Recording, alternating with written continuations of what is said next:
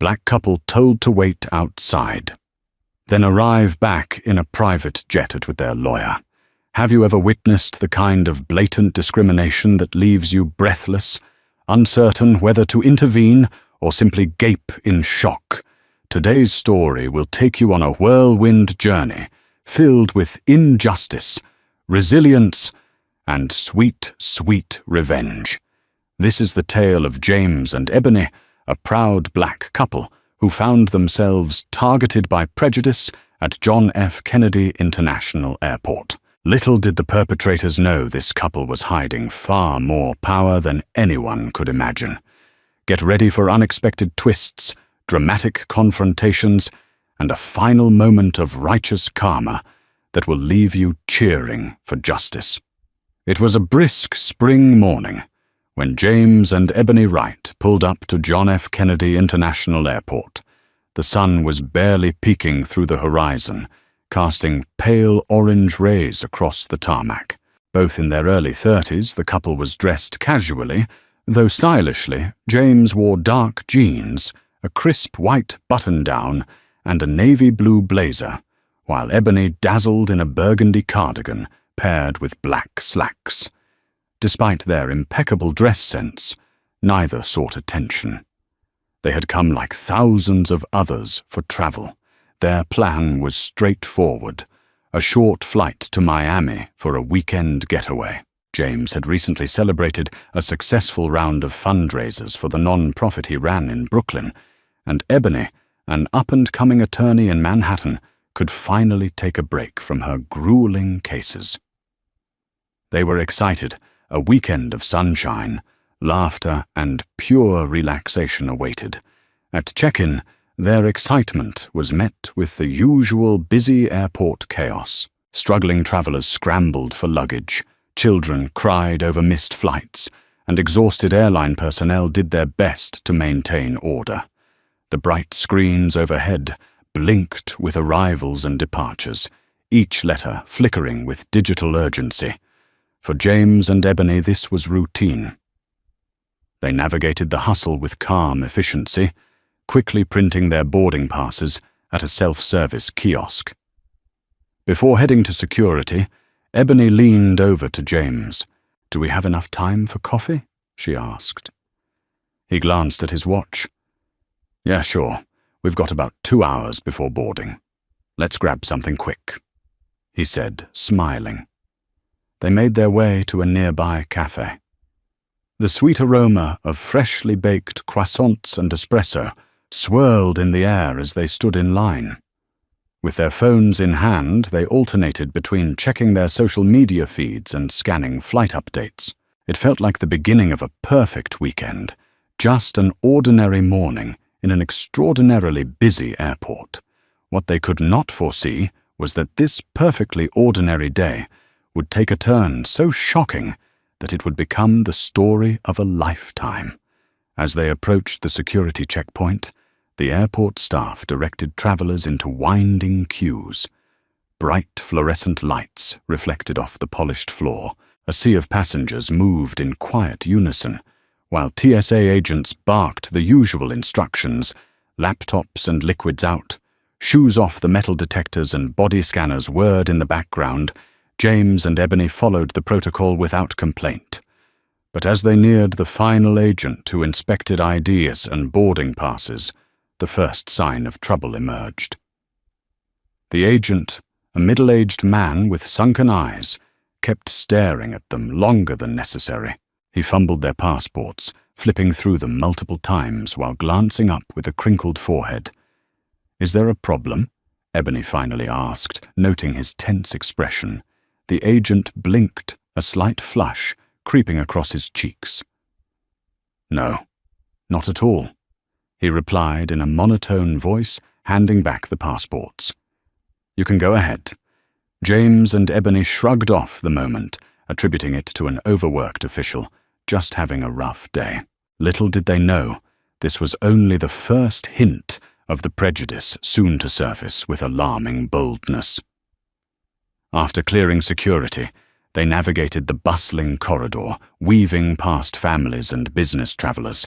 The overhead signs directed them toward their gate. C-23 Ebony recalled that Delta Airlines offered a lounge for passengers, and as a loyal frequent flyer, she had enough points to gain entry for both of them. "It's quieter in there," she explained. "And they have snacks. Let's wait in style for once." James laughed. "Sounds good. My feet are already tired from standing in that line." They found the lounge entrance near Gate C-20. The blue Delta sign glowed invitingly, promising a refuge from the clamorous terminal. A neatly dressed attendant, Rachel stood at a podium greeting incoming guests. Ebony approached, offering her membership card with a courteous smile. "Good morning. We'd like to enter the lounge, please." Rachel offered a practiced smile, then slid Ebony's card under a scanner. She took one glance at the device's screen, and her demeanor shifted. Her smile fell abruptly, replaced by furrowed eyebrows. She returned the card, leaning forward. "I'm sorry, but the lounge is at capacity right now. You'll have to wait outside until further notice." James and Ebony exchanged puzzled glances. Several other passengers, predominantly white, continued to enter without so much as a second glance from Rachel. The sign on the screen even read, "Welcome Ebony Wright, acknowledging her active membership." "Are you sure?" Ebony asked, her voice tinged with confusion and disbelief. "We have membership. It should grant us access." Rachel's eyes flickered with annoyance. "Yes, I'm very sure you'll have to wait. It's the airline policy." The couple stepped aside. They could see the lounge interior through the glass walls, plenty of open seats, clusters of travelers enjoying coffee, and staff readily serving drinks. Hardly at capacity, James clenched his jaw, anger simmering. "She let those other people in, no problem," he muttered. "This is blatant." Ebony placed a hand on his arm. "Let's stay calm," she whispered. "We'll give her a minute. Maybe it's a glitch or something." But her uneasy stare at the lounge's half-empty space told another story. A knot twisted in her stomach. Rachel's cold stare still lingered in Ebony's mind as they stood to the side of the Delta Lounge entrance, feeling like outcasts at an event they were invited to. Ebony glanced again through the glass wall, watching travelers, most of them white, walk effortlessly past Rachel's podium. Their passes were barely glanced at before they were waved through with a smile. Inside the lounge looked anything but full. There were empty leather chairs, open tables, and buffet trays being refilled by unhurried attendants. It was the very picture of relaxation, except for James and Ebony still standing outside like strangers. 5 minutes passed, then 10. Ebony clutched her phone tightly, resisting the urge to film. A part of her wanted to document everything. Another part still hoped this was some misunderstanding that would clear itself up if she remained calm and polite. But James was growing visibly agitated. "This is ridiculous," he muttered. "She's just letting in whoever she wants, and somehow we're the only ones being told to wait." Ebony took a deep breath and approached Rachel again, keeping her tone measured. "Excuse me, I just wanted to check. Has space opened up?" Yet Rachel barely looked at her. "As I said, we're still at capacity. But we just saw 3 people walk in." Ebony countered. "I have platinum status, and I verified my membership already." Rachel raised her eyes. Her tone clipped. "I'm not going to argue with you. Please step aside." A sharp heat climbed up Ebony's neck, but she refused to show it. She stepped back and turned to James. "This isn't right," she whispered. "I'm done being nice." James nodded. "Then let's call a manager." Ebony returned to Rachel's podium and said firmly, "I'd like to speak with your supervisor." Rachel hesitated, her jaw tightening. "I don't think that's necessary. I think it is." Ebony interrupted. "Unless you want me to escalate this to corporate." There was a moment of tense silence. Then Rachel picked up the phone, dialed a short number, and murmured into the receiver. A few minutes later, a man in his early 40s approached. He wore a tailored navy suit and a Delta name tag that read Brady, lounge manager. His expression was neutral, bordering on polite indifference. "Hello," he greeted. "I understand there's a concern." "Yes," Ebony replied, keeping her voice even. "We were told by your staff that the lounge is full, even though I have platinum status. We've seen several people walk in after us, and when we tried to clarify, we were dismissed without explanation." Brady took the membership card from Ebony and typed something into his tablet. His brow furrowed briefly as he scrolled through the screen. "There doesn't appear to be any issue with your status," he confirmed. "You're absolutely eligible for entry. I apologize if you were told otherwise." Relief flickered on Ebony's face. "So we're allowed in now?" "Of course," Brady said, giving a curt nod. "Thank you for your patience." But as they began to move forward, Rachel suddenly stepped between them again. "Manager or not," she said in a low, tense voice, "I have the right to deny access if I believe there's a reason to suspect." She stopped short as if catching herself. James stiffened. "Suspect what exactly?" Brady's smile vanished. "Yes, Rachel. Suspect." What Rachel opened and closed her mouth, eyes darting nervously toward the nearby guests who had turned to watch the exchange. A heavy silence settled over the area. "That's what I thought," Brady said sharply. "Step aside, please." Rachel stepped back, but her glare lingered like smoke in the air. Ebony and James walked through the frosted glass doors, the atmosphere inside immediately quieter but no more welcoming. The lounge was hushed, elegant, filled with the clink of coffee cups and soft music playing overhead. But the warmth had been stripped away by the confrontation. They took seats near the window, neither speaking for a long moment. "I hate that we had to beg for something we already earned," James said, finally, his voice low. "That we had to justify our existence just to sit in a damn chair." Ebony nodded slowly.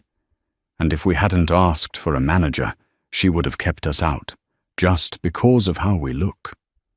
She stared down at her coffee, untouched. "This isn't just about a lounge, it's the message behind it. That we don't belong here." James reached across the table and took her hand. "We do belong, more than she'll ever know. But we're not going to let this slide. Not anymore." And with that, the seeds of resistance began to take root, not in anger, but in resolve. Inside the lounge, the couple settled into plush armchairs. Ebony sighed, massaging her temples.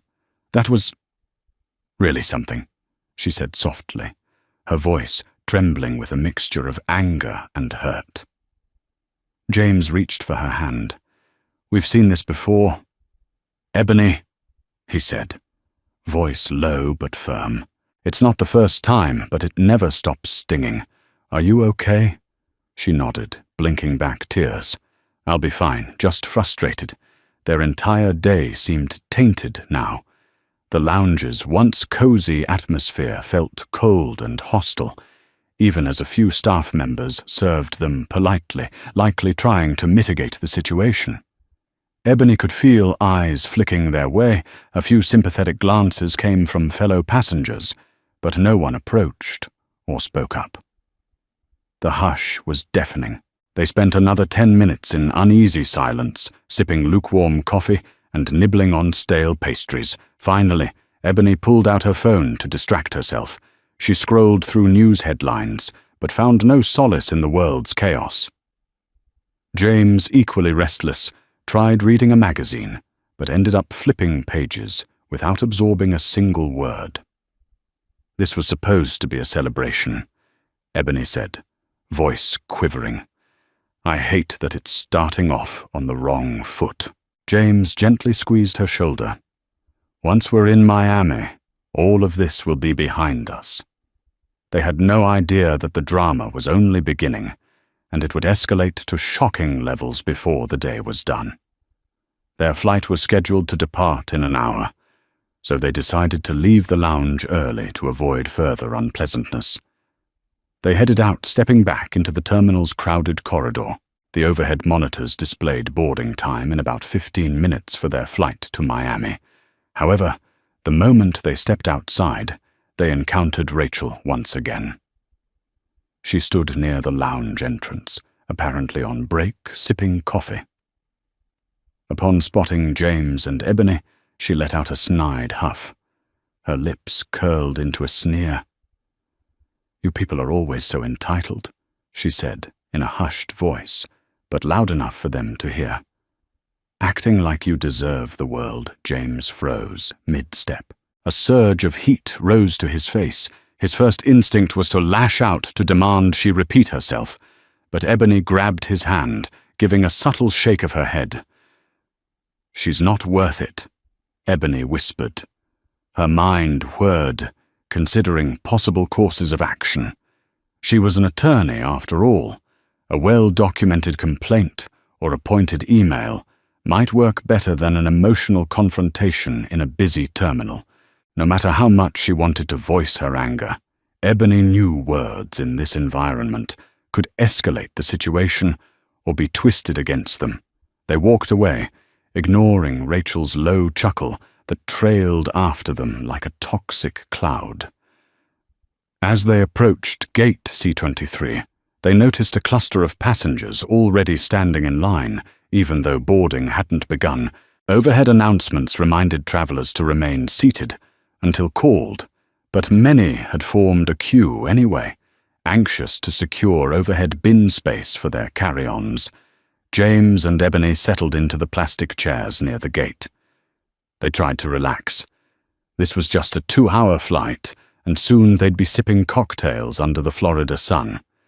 However, as they waited, Ebony overheard murmurs from nearby passengers. A disgrace, the way that agent spoke to them. Been noticing that kind of attitude. All morning, someone should file a complaint. Ebony's heart pounded. Others had witnessed the incident, or at least heard about it. While she was relieved to know she wasn't imagining the prejudice, it also made her uneasy. Negative energy seemed to radiate from pockets of the airport staff. Were they in for a turbulent trip? The airline crew finally announced that boarding would begin by zones. James and Ebony's seats were in the business class section, a special treat for their celebratory weekend. Their zone was called first. They grabbed their carry-ons and approached the boarding agent, a no-nonsense woman named Harriet, scanning passengers' tickets. Everything went smoothly at first. Harriet scanned Ebony's boarding pass, then James's. She offered a neutral nod and motioned for them to walk down the jetway. But just as they stepped forward, Harriet's face twisted with sudden confusion. An alarm beeped on her handheld device. "Excuse me," Harriet said, stepping away from her podium to block their path. "So, ma'am, could you please step aside?" "What's wrong?" Ebony asked, her voice already tinged with the anxiety of the morning's ordeal. Harriet frowned at her handheld scanner. "It says your tickets are invalid for boarding. You may need to speak to the ticketing desk." James stared, incredulous. "But we just used these passes at the lounge entrance, and it read fine a second ago." Harriet pursed her lips. "I'm sorry, but I can't let you board with these. You'll have to talk to someone at the main desk to sort this out." Behind them, other business class travelers formed a line. Some craned their necks in curiosity. Others rolled their eyes, impatient. The tension was palpable. Ebony's mind raced. How could their tickets suddenly be invalid? Frustrated but determined to handle things calmly, Ebony and James trekked across the bustling terminal to the Delta ticketing desk. The line there was even longer than security had been, as travelers dealt with everything from last-minute flight changes to baggage issues. The entire ordeal felt surreal, one inconvenience after another. When they finally reached the counter, a tall woman named Lourdes politely greeted them. Ebony explained the situation, showing her phone with the confirmation emails, the physical boarding passes, and even their lounge membership info. Lourdes typed away at her computer. "That's strange," she murmured, squinting at the screen. "Everything looks fine on my end. You're definitely booked in business class on the 10:00 a.m. to Miami.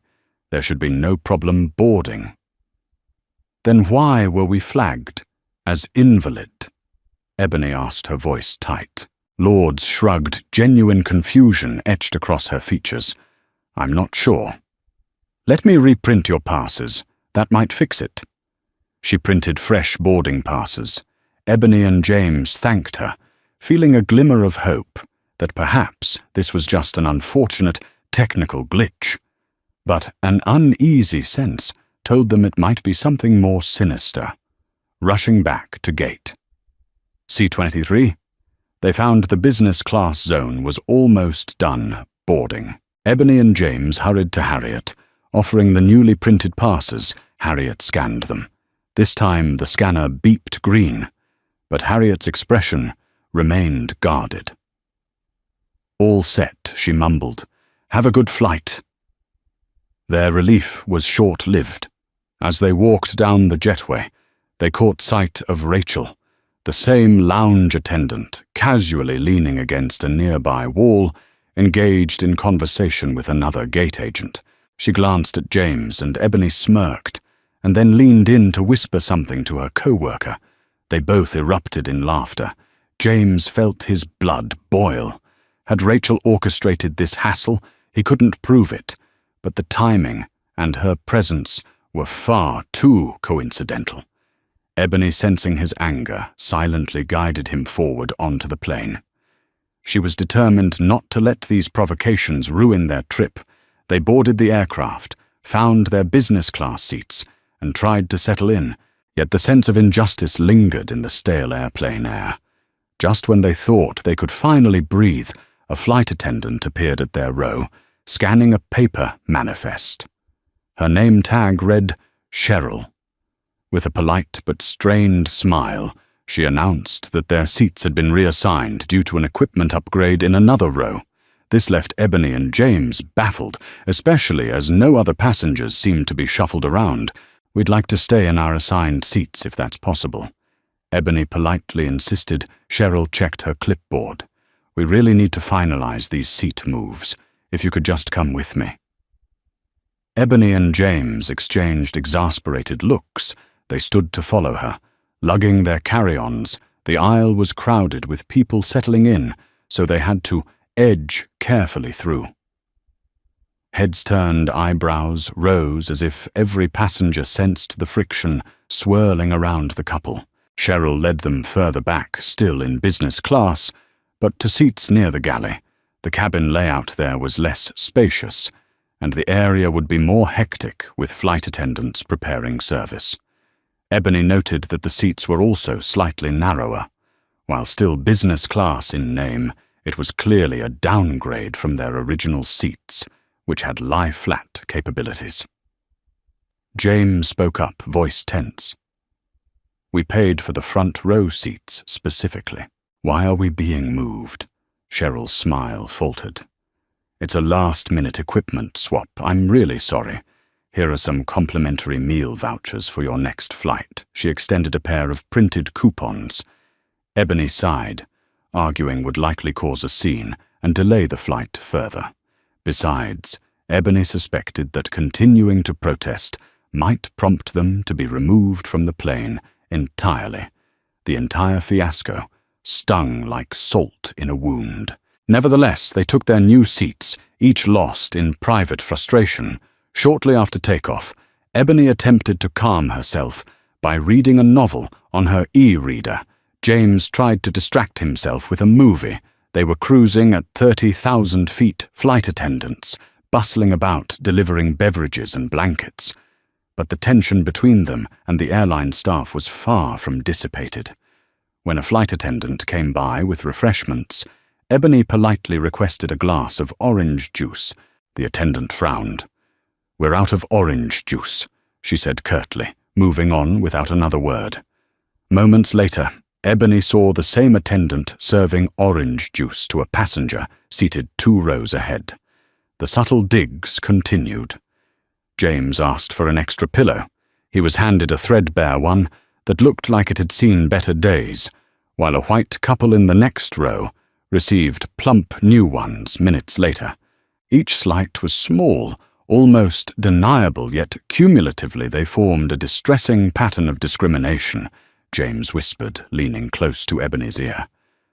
I feel like we're under a magnifying glass. This is humiliating, Ebony nodded, jaw clenched. She was an attorney, trained to note details, gather evidence, and build cases. Her instincts told her this was a textbook scenario of racial bias.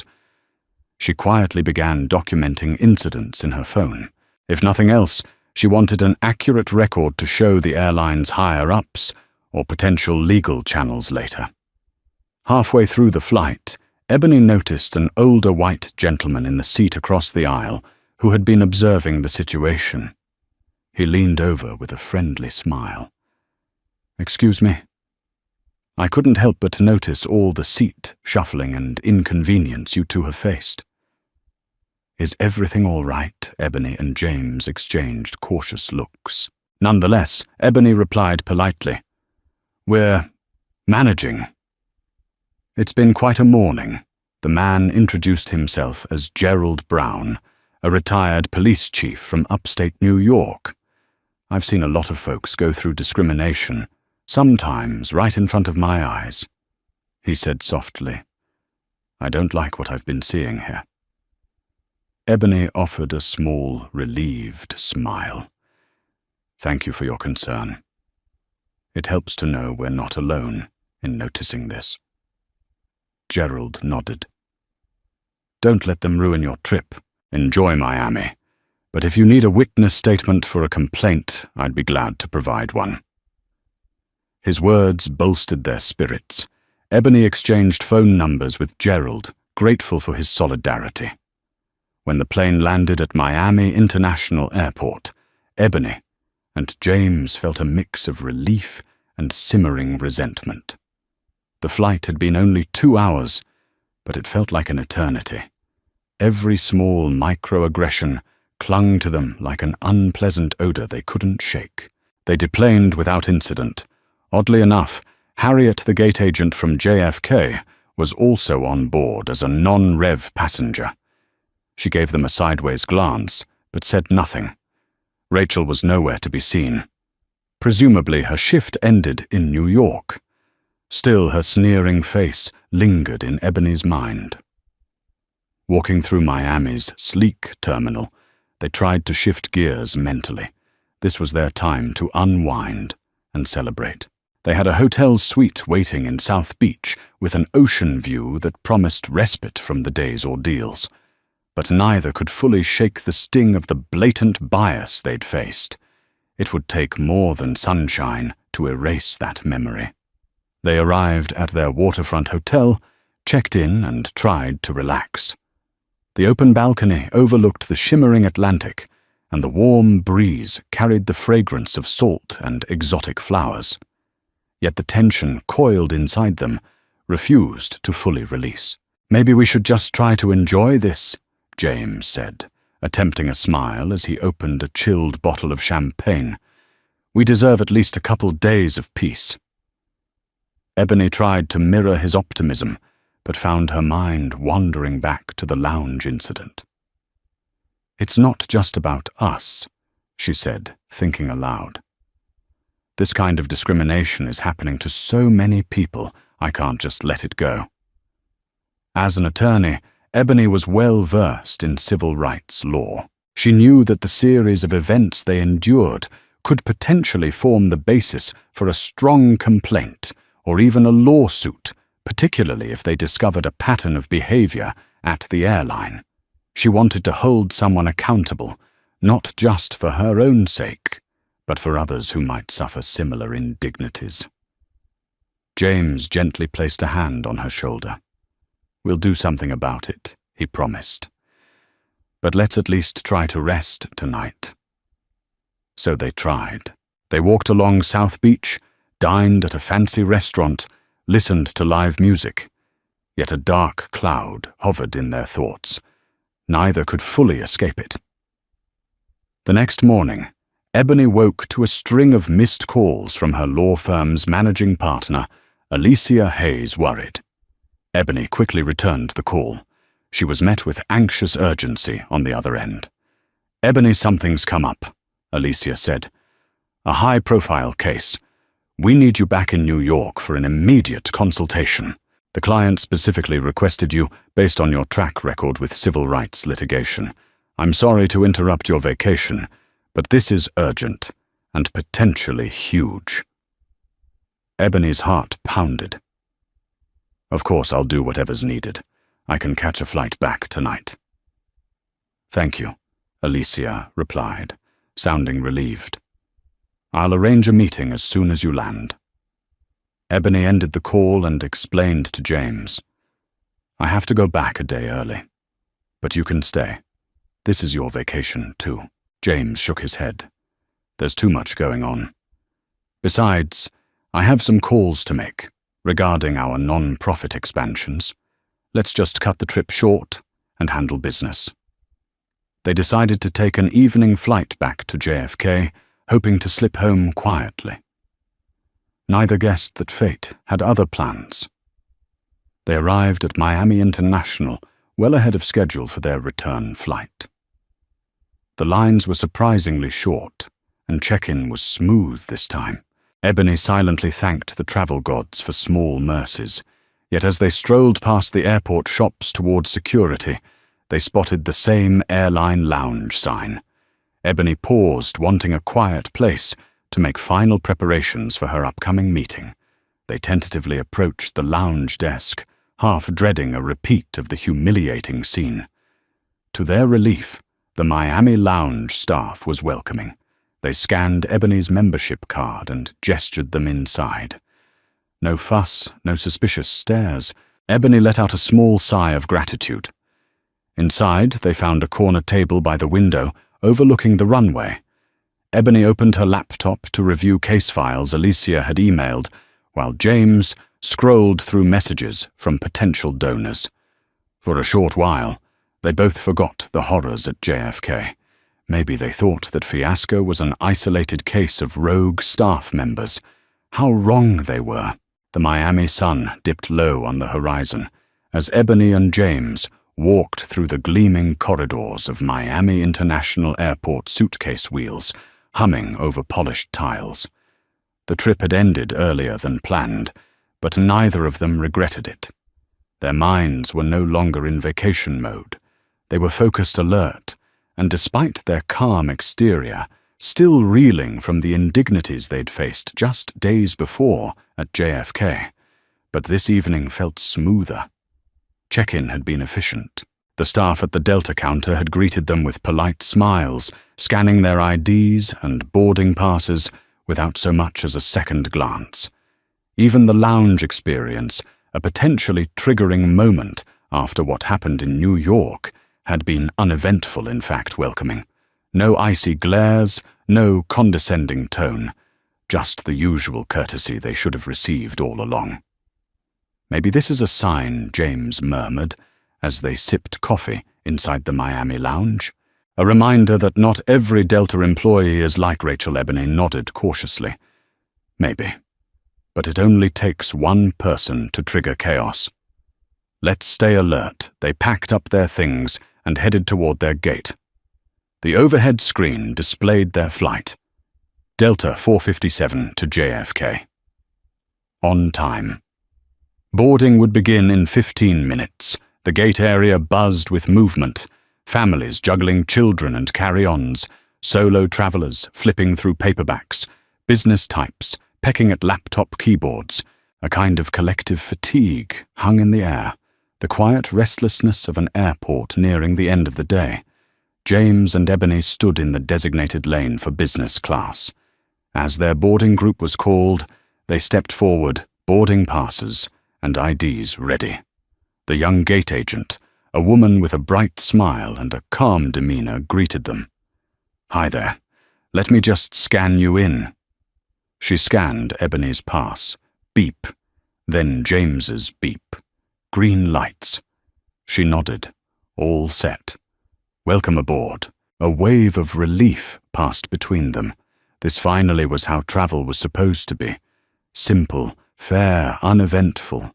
They had just started down the jetway. The hum of engines. A distant vibration underfoot, when a sudden voice cut through the air behind them. "Excuse me, ma'am, sir. Could you please come with me?" They turned. A uniformed security officer, tall and broad-shouldered with a firm expression, approached quickly, holding a small tablet in one hand. Ebony felt a chill crawl across her skin. "What's going on?" she asked, keeping her voice steady. "We've been notified of a potential issue with your tickets," the officer said. "I need to speak with you in private, just over here, please." People in line craned their necks to look. A couple behind them whispered. James and Ebony exchanged a glance that held a dozen silent thoughts. Not again. Not here. Not after everything. They followed the officer to a small alcove near the gate, just out of the main flow of foot traffic, but not so far that they didn't still feel exposed. The gate agent, Carla, her name tag read, followed them looking just as surprised. "Officer, what's the problem?" Ebony asked, professional tone. Intact, but with steel behind her words, the man scrolled through his tablet. "We received an alert about your reservation. It indicates a possible fraud flag, specifically suspicion that your tickets were purchased with a stolen credit card." James let out a short, disbelieving laugh. "That's absurd." Carla's eyes widened. "Wait, what?" "That doesn't make sense. I just checked them in." "Their account is registered under her frequent flyer number." Ebony nodded, already, opening her phone to retrieve their digital confirmation and receipts. "Here. The tickets were booked through my Delta account. I've had this account for years. You'll see my name, matches the credit card, the confirmation, everything." The officer studied the phone, then glanced at Carla, who was now pulling up their reservation on her system. "She's right," Carla confirmed. The purchase was processed normally through her member profile. There's no sign of fraudulent activity. Ebony exhaled slowly. "So is this a glitch? Or is this a pattern?" The officer seemed to hesitate. "I'm sorry for the inconvenience. These flags are auto-generated sometimes, but it's my job to follow protocol, and I respect that." Ebony replied, though the edge in her voice was unmistakable. "But it's very curious how these auto-generated alerts only seem to follow us." James stepped forward. "We were flagged on our outbound flight, too. Denied boarding, had to get reprinted tickets, then shuffled to worse seats after boarding." Now this, Carla looked uncomfortable, glancing at the officer again. "I'll log a report that it was a false flag," she offered, "and I'll personally walk them down if needed." The officer nodded curtly. "Understood. You're cleared to board. Again, apologies." Ebony and James turned back toward the jetway, their calm slipping slightly into frustration. Carla walked with them, apologizing softly. "I don't know what's going on," she said. "But if it keeps happening, you should file a formal complaint. This isn't normal." "Oh, don't worry," Ebony said. "We're already well past complaints. We're building a case." As they walked down the jetway, Ebony's heart pounded, not with fear, but with resolve. Something wasn't right. This wasn't coincidence. She was a civil rights attorney, and her gut screamed. This was systemic. And if the airline wanted to keep pretending it was a glitch, she would make sure the courts called it what it really was: discrimination. They settled into their seats, mentally exhausted. The plane took off smoothly, and cabin lights dimmed. Ebony tried to read some legal documents, but her mind kept wandering to the bizarre pattern of events. James tapped her arm, remember? Gerald Brown, the retired police chief we met on the flight down, he whispered. Ebony nodded. Yes. Why, I've been texting with him. He told me something interesting. He heard from another passenger that Rachel, the lounge attendant, who gave us trouble, is known for her bias. Apparently she's been reported before by other customers. Ebony's eyes widened. If that's the case, she might have flagged us in some internal system with false claims, or maybe she's connected to others who share her prejudice. James nodded grimly. It would explain a lot. That might be why our tickets keep getting flagged. They decided to keep documenting every detail.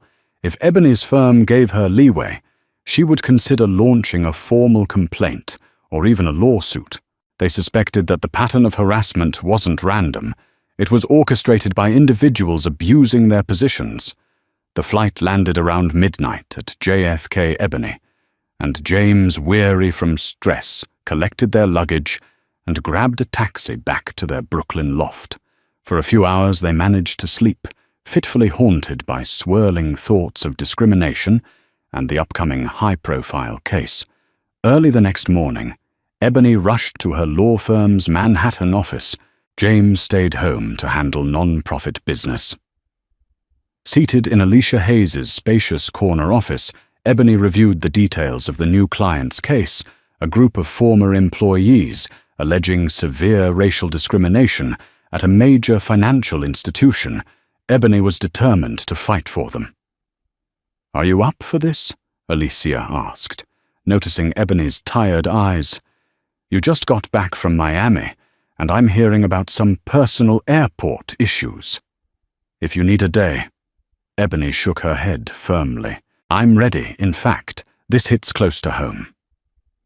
The next few days blurred in a flurry of legal research, client interviews, and strategy sessions. But between these tasks, Ebony couldn't ignore her personal ordeal with the airline. She discovered that multiple civil rights organizations had active lawsuits against various carriers for alleged racial profiling. One day during a lunch break, Ebony confided in Alicia, "I'm seriously considering legal action. James and I were subjected to blatant discrimination and harassment. We have some evidence, witness statements, seat reassignments, suspicious ticket cancellations. It's not an isolated incident." Alicia leaned forward, eyes alight with concern. "That's serious. Our firm doesn't usually handle individual suits, but if it's a pattern of institutional bias, we could potentially build a bigger case." Ebony nodded. "I need to gather more evidence, and I want to see if other black travelers have had similar experiences at JFK with Delta staff, especially that one employee, Rachel Alicia, offered a sympathetic smile. I'll support you however I can, but be cautious. Airlines have massive legal teams. They won't go down without a fight, fueled by both anger and justice." Ebony launched an informal investigation. She scoured social media, searching for keywords like Delta discrimination, lounge refused, or racial profiling at JFK. To her dismay, she found multiple stories eerily similar to hers. Black travelers complaining of sudden ticket invalidations, forced seat changes, or humiliating confrontations with staff. She reached out to a few of these people, explaining she was an attorney. Considering a complaint, many were relieved to share their experiences, having felt powerless at the time. Meanwhile, James used his non-profit network to gather testimonials from people who regularly flew for charitable events. They too reported microaggressions and occasional blatant racism at JFK. It was becoming clear that Ebony and James's experiences weren't isolated. Embarking on a potential legal crusade, Ebony decided to bring in extra legal firepower, a top civil rights litigator named Terrence Lawson, who was known for high-profile cases against corporate giants. She had worked with Terrence on smaller projects before, and she respected his relentless approach. Over a series of meetings, Ebony, Alicia, and Terence mapped out a plan. If they could prove an ongoing pattern of racial discrimination at Delta's JFK operations, specifically tied to certain employees, they could file a class action lawsuit. The stakes were enormous, but so was Ebony's determination. James wholeheartedly supported Ebony's pursuit. He saw it as an extension of their mission to fight injustice, whether through non-profits or legal avenues. "I've got your back," he told her. "This is bigger than us. It's about making sure nobody else endures what we did." Amid their investigation, Ebony received an anonymous email claiming to be from a Delta insider. The message said, "I've seen what's been happening to you and other passengers. There are managers who foster a hostile environment. I can provide documentation of internal complaints if you assure my identity remains confidential." Ebony's pulse quickened as she read it. This could be the breakthrough they needed, hard evidence of systemic discrimination. She immediately forwarded the email to Terence, who advised extreme caution. They needed to vet the source and ensure no illegal means were used to gather information. Still, Ebony responded carefully, pledging confidentiality and asking for proof. Within days, the whistleblower sent redacted internal memos highlighting repeated complaints against a Rachel F. for her discriminatory behavior. The memos also implicated a supervisor who often dismissed or concealed such complaints to protect the airline's image, armed with mounting evidence. Ebony, Terence, and Alicia decided to contact Delta's legal department, requesting a meeting to discuss potential resolution before a public lawsuit. To their surprise, Delta's top counsel responded quickly, inviting them to a private conference at their corporate office in Atlanta. Ebony suspected the airline wanted to keep this quiet and avoid bad press. The trio traveled to Atlanta, stepping into a gleaming corporate building. They were escorted to a large conference room where Delta's team of lawyers and executives awaited, including a senior vice president, a corporate counsel, and an HR director. Terence laid out the evidence, complaints from passengers, internal memos from the whistleblower witness statements, and Ebony's own harrowing experiences. By the time he finished, the airline representatives looked grim. "We take these allegations very seriously," the HR director finally said. "But we'd like to verify the authenticity of these memos before deciding the next steps." Terence nodded. "Of course, we expect thorough due diligence." The meeting adjourned with promises of further talks. Ebony could sense the tension. She hoped for a settlement that would mandate changes in staff training and accountability. But she also braced for a fight. In the following weeks, Ebony endured subtle pressure tactics from Delta's legal team.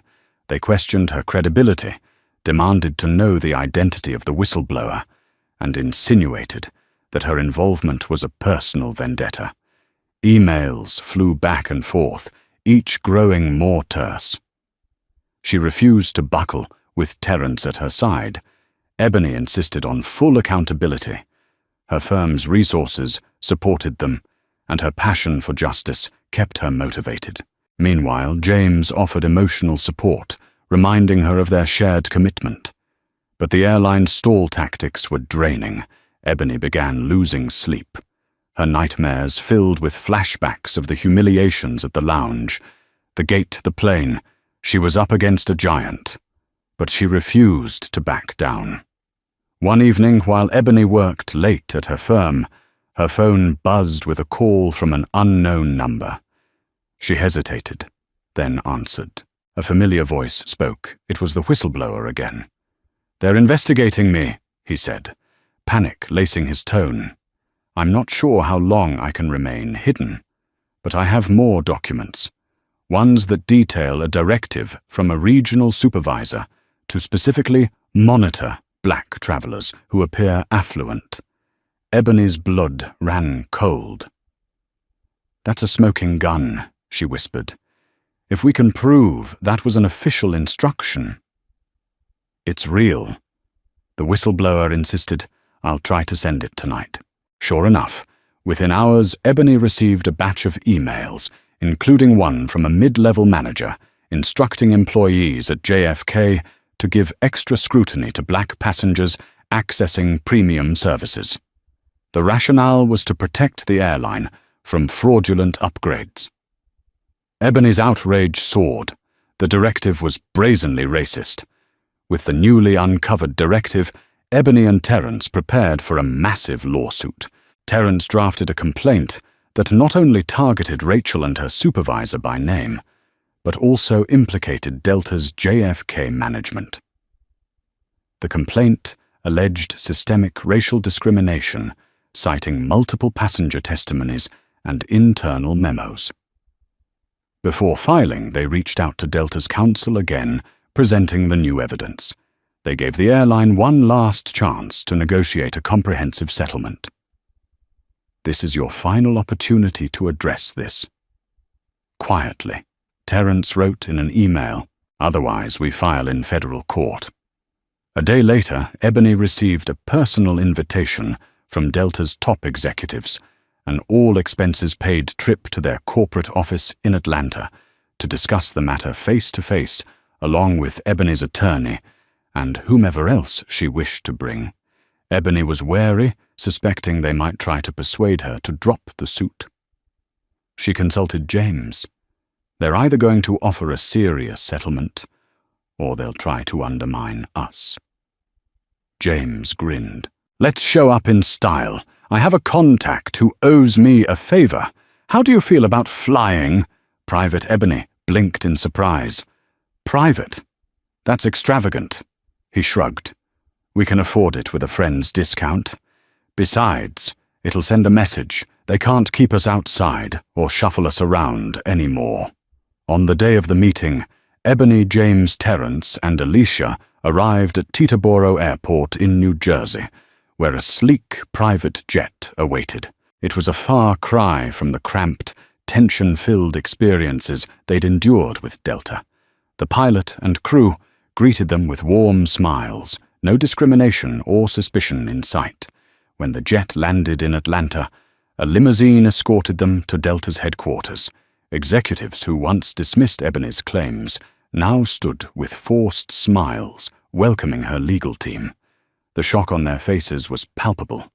They had clearly not expected Ebony and James to arrive like VIPs. Inside a plush conference room, Ebony and Terence laid out their terms: a multi-million-dollar settlement, mandatory staff, training on racial bias, independent oversight for passenger complaints, and strict accountability measures for any future discrimination. Delta's legal team tried to negotiate. They offered a lower settlement figure, promised to suspend Rachel, and proposed a review of training practices. Ebony refused to budge on the key demands. This isn't just about money, she stated firmly. We need systemic change. Silence gripped the room. The executives exchanged tense whispers. Finally, Delta's senior vice president sighed, nodding. We'll concede the negative publicity alone. Let's just say we can't afford it. As the agreement was signed, Ebony felt a surge of vindication. All those humiliations being told to wait outside, suspiciously flagged tickets. Seat downgrades led to this moment of accountability. Meanwhile, news trickled in that Rachel was terminated and her supervisor faced disciplinary actions. When Ebony and James walked out, the airline's executives trailed behind, offering awkward handshakes. That day, Ebony received a direct apology from the senior VP. But more than that, she received the satisfaction of ensuring countless other black travelers would be spared the same indignities. Back at their Brooklyn loft, Ebony and James hosted a small gathering of friends to celebrate. They toasted to triumph, not just for themselves, but for everyone who dared to fight discrimination. Gerald Brown, the retired police chief, they met on the plane, sent a congratulatory message. The whistleblower, who had since left the airline, anonymously thanked Ebony for protecting his identity. Emails and calls flooded in from other black travelers who felt renewed hope. Ebony planned to use part of the settlement to establish a scholarship fund that supported aspiring civil rights attorneys from underrepresented backgrounds. Meanwhile, James secured additional funding for his non-profit, expanding its outreach to marginalized communities. In a quiet moment after the celebration, Ebony and James sat on their couch, fingers intertwined. They reminisced about the moment at the lounge where Rachel told them to wait outside merely because of the color of their skin. The journey from that humiliating moment to arriving in Atlanta by private jet with their lawyer had been tumultuous and soul-testing, but it underscored one vital truth with determination: unity and the right legal approach. Injustice can be challenged head-on. Ebony sipped a glass of wine, smiling at James. "I can't believe how far we've come in just a few weeks." He returned her smile.